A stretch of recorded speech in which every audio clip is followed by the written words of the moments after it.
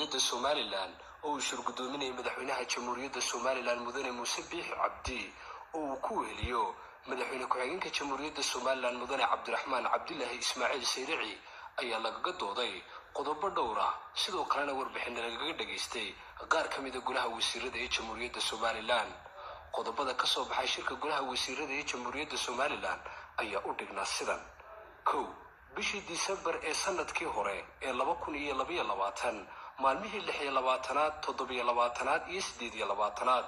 guud ahaanba jamhuuriyadda Somaliland waxaa looga dareerayay diyaargarowga diiwaangelinta codbixiyaasha doorashooyinka. gobolka Soolna waxa uu ka mid ahaa gobolada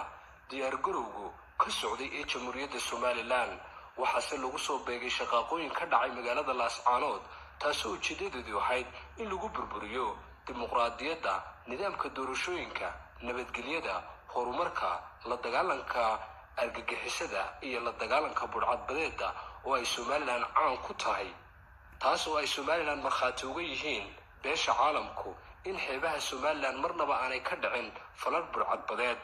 qodobka labaad ee ka soo baxay shirka golaha wasiirada ee Somaliland ayaa lagu yidhi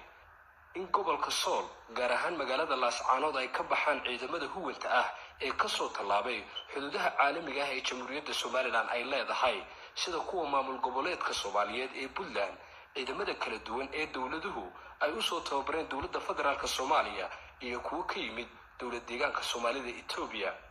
qodobka saddexaad ee ka soo baxay golaha wasiirada ayaa ahaa xukuumadda Somaliland waxay mar walba diyaar u tahay in arrinta magaalada Laascaanood lagu soo dhameeyo wadahadal iyadoo la hirgelinayo xabad joojintii bilaa shuruud ahayd ee hore xukuumadda Somaliland ugu dhawaaqday. qodobka afraad, goluhu waxa uu ku boorinayaa shacbiga Somaliland iyo hay'adaha caalamiga ah inay sii xoojiyaan taakulayntii bini'aadanimo ee loo fidinayay dadka ka barakacay magaalada Laascaanood, taasoo xukuumaddu u diyaar tahay in ay fududiso wixii gargaar bini'aadanimo ah ee dadka la gaadhsiinayo. qodobka shanaad, goluhu waxa uu ku boorinayaa ciidanka qaranka jamhuuriyadda Somaliland sida xilkasnimada leh ee ay u dhowreen una fuliyeen go'aankii xukuumadda Somaliland ee ahaa inay ku sugnaadaan fadhiyadooda.